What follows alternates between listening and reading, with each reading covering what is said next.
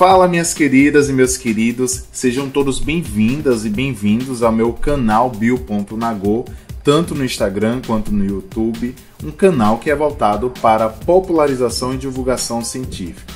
É com muito prazer que eu começo esse canal aqui no YouTube para conversar com vocês sobre o que é realizado dentro das universidades e centros de pesquisas, uma vez que há necessidade das universidades conversar diretamente com a população. Mas de que forma, se nós costumamos utilizar o tempo todo termos técnicos?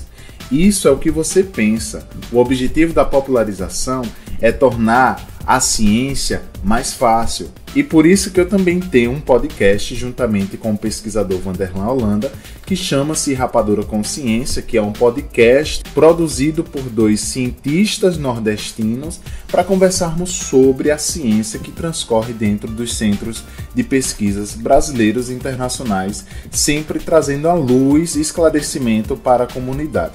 Então, sem mais delongas, vem conosco, vem comigo, embarque nessa onda de conhecimento e se liga na vinheta. Roda aí a vinheta.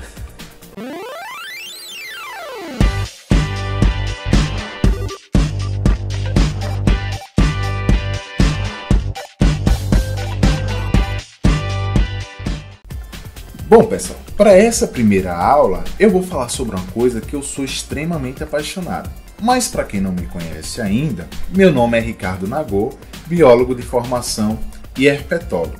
Nos últimos anos, eu tenho dedicado o meu tempo para o estudo do comportamento e fisiologia dos anfíbios anuros. E já começou com esses termos e nomes difíceis. Calma lá que eu vou explicar para você. Então, nessa minha primeira aula, eu tenho uma pergunta para vocês. Vocês sabem o que é a herpetologia? Para entendermos o que é herpetologia, é necessário que a gente volte alguns séculos para começar a dar engajamento sobre como os primeiros naturalistas começaram a entender os domínios, as vidas que estavam na Terra, os organismos vivos. Esses organismos vivos, eles precisavam ter uma classificação. Sendo assim, um dos naturalistas mais famosos dentro da biologia e dentro de outras ciências foi o Carlos Linneu. Carlos Linneu, ele dividiu os organismos vivos em domínio, filo, subfilo, classe, gênero, espécie, dentre outros parâmetros, de forma que quando eu, nesse momento, viesse conversar com você sobre herpetologia, você entendesse onde é que os bichos que eu trabalho estão localizados dentro dessa classificação, que passou a ser conhecido como classificação linneana. Antes de Carlos Linneu, o próprio Aristóteles decidiu separar os animais entre aqueles que apresentavam esqueletos e aqueles que não apresentavam esqueletos, dando a estes o nome de animais vertebrados e animais invertebrados. Nesse caso, o que foi que o Carlos Linneu fez? Carlos Linneu separou os organismos vivos em vida, domínio, reino, filo, classe, ordem, família, gênero e espécie. É óbvio que existem outras classificações que também foram denominadas pelo Carlos Linneu, como subordem, subfamília, subclasse, infraclasse, infraordem, mas uma forma de simplificar. E hoje nós temos uma separação mais comum entre os organismos vivos. Então nós temos um grupo que aloca apenas os fungos, que é o reino fungi. Nós temos um grupo que aloca apenas as plantas, que é o reino plantae. Nós temos um grupo que aloca os animais, que é o reino animale. Então, partindo desse princípio que existiram naturalistas, filósofos, cientistas naturais que decidiram dar ênfase para a organização dos organismos vivos, né? Tanto com os fungos, tanto com as bactérias, tanto com os animais, com as plantas, aí vai a primeira dica. Quando Aristóteles decidiu diferenciar animais vertebrados dos invertebrados, no meu processo de formação enquanto biólogo, eu decidi trabalhar com os animais que apresentavam aí um dos seus principais aspectos comportamentais, que era o canto.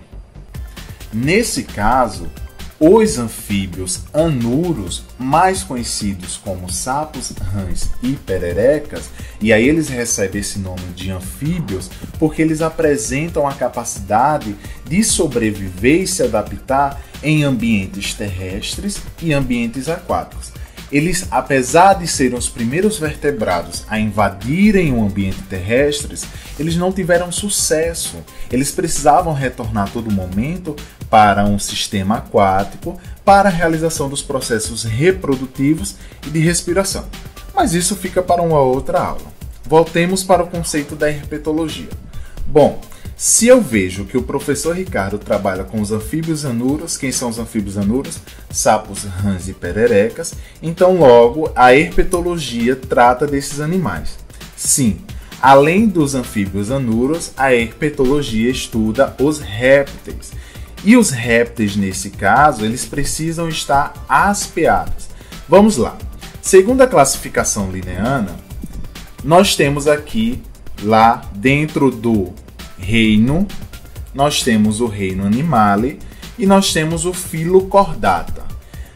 Pós-filo Chordata, nós temos o subfilo Vertebrata. E aí dentro desse subfilo Vertebrata, que são os vertebrados, nós temos as classes. Quais são as classes dos animais vertebrados? Nós temos os peixes, anfíbios, répteis, aves e mamíferos. Por que os répteis eles estão aspeados? Vejam, pós-classificação linneana, juntamente com os estudos voltados para análises moleculares, com análise do DNA dos animais, nós agora temos um sistema conhecido como classificação filogenética ou classificação realizada através de clados. O que é isso, Ricardo? Realização filogenética, processos filogenéticos de clado. Calma. No caso dos répteis, o que aconteceu em decorrência desses estudos moleculares?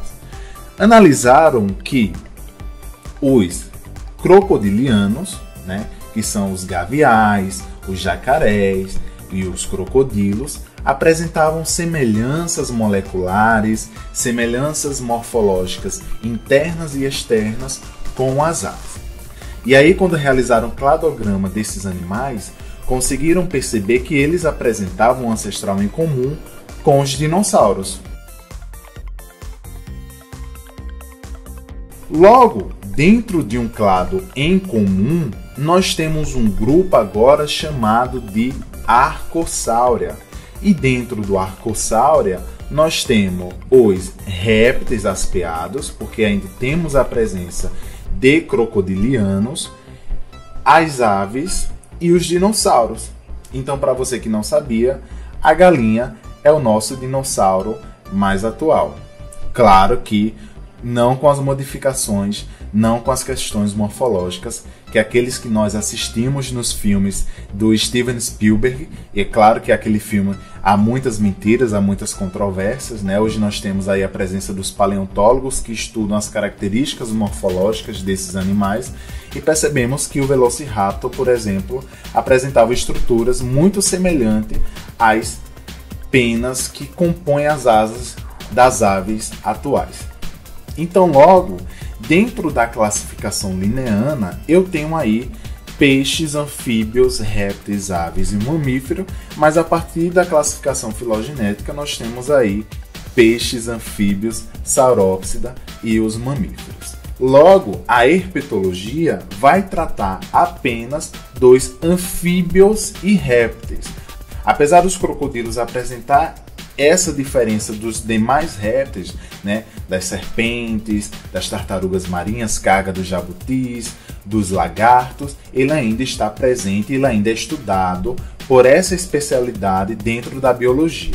Então, para resumir, biologia vai estudar a vida de todos os organismos, sejam eles fungos, bactérias, vírus, plantas, animais. Dentro da biologia, eu vou ter a zoologia, que vai restringir apenas ao estudo das características morfológicas, comportamentais, filogenéticas, fisiológicas dos animais. Dentro da zoologia, nós temos a herpetologia, que vai estudar apenas os anfíbios e os répteis. Então, para quem não sabe, e mais uma vez eu vou me apresentar, meu nome é Ricardo Nagô, sou biólogo e herpetólogo. Por que herpetólogo? Porque dentro da biologia como um todo, eu dedico meu tempo para estudar os comportamentos, análises comportamentais e análises fisiológicas dos anfíbios anuros. Quem são os anfíbios anuros? Sapos, rãs e pererecas, que são grupos que estão dentro da classe dos anfíbios que pertence à herpetologia, ou seja, estudo dos anfíbios e répteis, estudo dos animais que se rastejam. Bom, gente, é isso que eu queria passar para vocês. Espero que, se alguém chegar para vocês e perguntar o que é herpetologia, né, que vocês consigam pelo menos resumir o que se trata a herpetologia, que é o estudo dos anfíbios e répteis, é o estudo dos animais que se rastejam, estudo dos parâmetros morfológicos, comportamentais, fisiológicos, filogenéticos, dentre outros parâmetros, né? Então toda vez que você me vê com um gravador e um microfone gravando o canto do sapo, é porque eu quero entender o porquê que o sapo está cantando. E aí fica para uma outra aula para a gente discorrer sobre a bioacústica desses animais, certo? Não esqueça de curtir esse vídeo e não esqueça também de trazer comentários e compartilhar com seus amigos e amigas. Ó, cheiro de Nagô e até o próximo vídeo.